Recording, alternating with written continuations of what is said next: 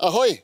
Welcome everybody in today's Sundance Film Festival bubble. According to Rowan Atkinson, one of the funniest words in English is bubble, that's why we are so happy to have a very bubbly personality in our seat today.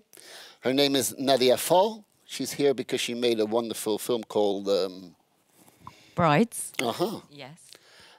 And since you know it so well, maybe I would leave it up to you to tell us what the story is about in 3 sentences. In 3 sentences, wow. We can negotiate about 4 or 5. I can't even order coffee in 3 sentences. It's about 2 teenage girls, best friends, who live in a pretty run-down, shitty seaside town somewhere on the English coast. And things are not good at home or at school, so they make a pact to run away from home.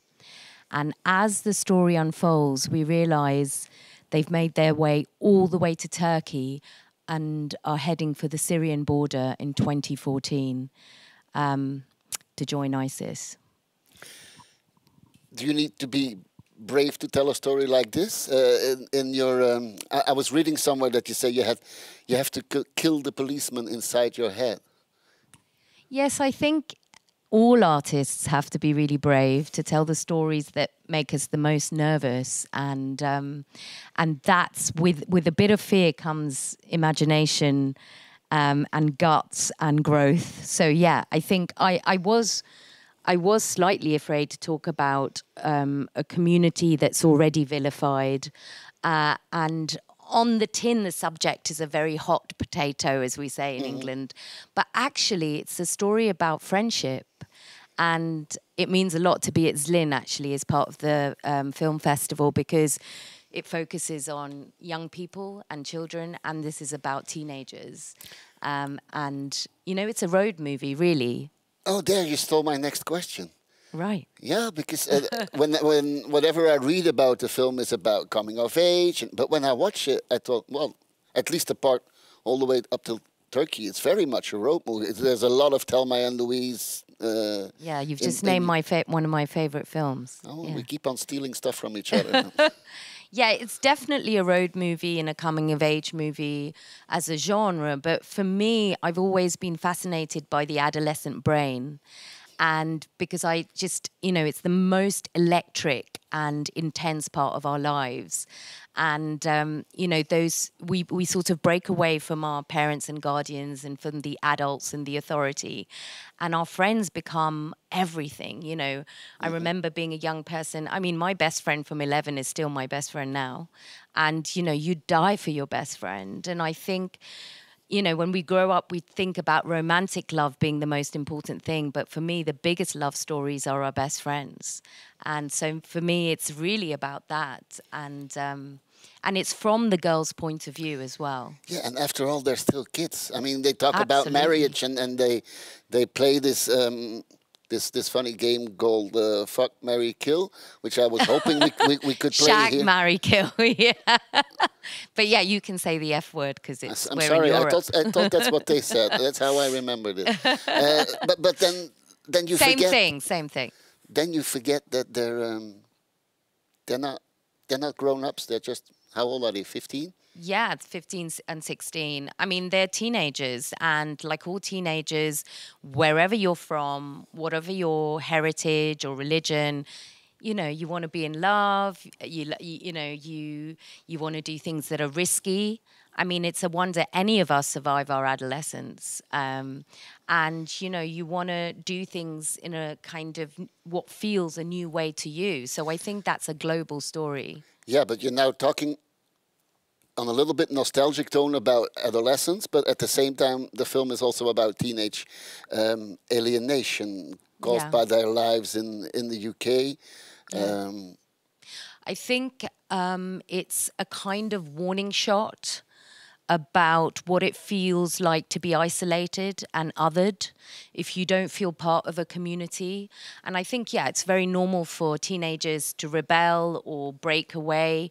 But in the end, hopefully we have people around us, a community, a family, teachers, that hold us when we do things that are a bit crazy. But if you don't feel like you belong or you have your tribe, you're going to look for love and belonging in a tribe somewhere. And there you're open on the internet to anyone. You don't know who you're talking to.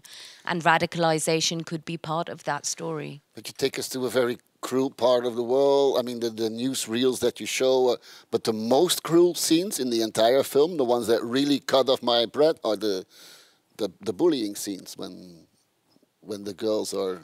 Yeah, I mean, Sahela El-Bushra, my friend, the writer,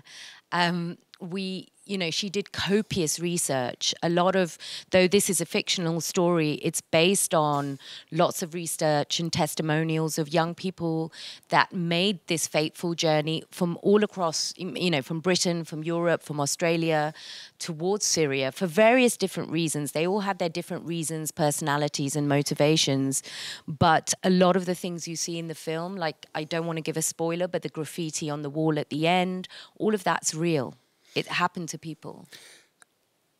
A moment that I realized how real it was, and I think, strangely enough, it was maybe the most touching sentence in the entire movie was, "Did you get the milk?"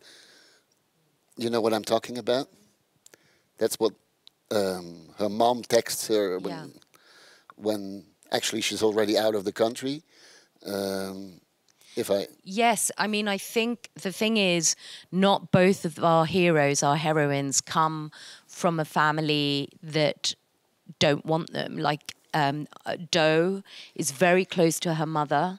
Her mother loves her and she loves her mother. And the biggest thing she feels is homesick for her mother. And it's a complicated family background. But yes, it's so... Did you get the milk is a very loaded...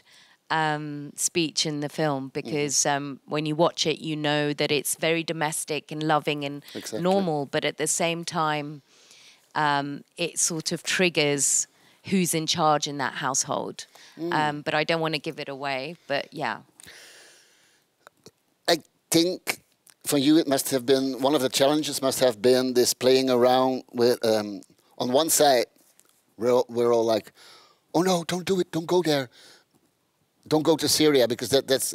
But at the same time, they are the main characters. We're with them, and we're like cheering for them. Like, yes, they'll make it. And it was for me a very difficult balance. Like where should my empathy go? Well, absolutely. If we do our job right in storytelling, we should fall in love with them. And if we fall in love with them, we will them on. We will them to succeed. But then, your rational brain, certainly your adult brain, and it's really interesting watching it with younger people, just think, stop, don't do it, don't go. Please stay in Turkey. Find friends that are, have your spirit, and don't go into the lion's mouth. It takes a momentum on of its own in the end. And, I don't want to spoil the film, but it was really important to us to keep... The film has a lot of time bending, back and forth, future, past, and it was really important to us to keep the ending the way it was. Because for me, redemption is important and hope is important. I didn't want to make a movie set in a war-torn Syria, I have to tell you about something else that is important in life. It's called shoes. We're in Zlin. Zlin is the capital of shoes. Butter, yes. So one thing we ask as a last question to everyone here in the festival bubble is, could you please show us your shoes? Like, put your feet on the table and tell a story about your shoes. Oh, God, I don't want to do product placement, but these shoes are very important to me because they're trainers and they're comfortable, but they have a platform because I'm the shortest person in the world. So it allows me a couple of inches extra, but now I've given away my secret on television, it's okay. Which was a bad idea, yeah. Still, I'm happy that you shared it with us. Next time, I'll just ask you about your nail polish. Yes, much better, yeah. Thanks for being with us. Thanks for bringing your shoes. Thanks for bringing your nails. And thanks for bringing your wonderful stories and your wonderful film. was a pleasure to have you here, and I hope many people will use the occasion to go and see Brides in the Sundance Film Festival. And I hope to see all of you again on Sundance Film Festival Bubble. Thank you. Ciao. Thank you.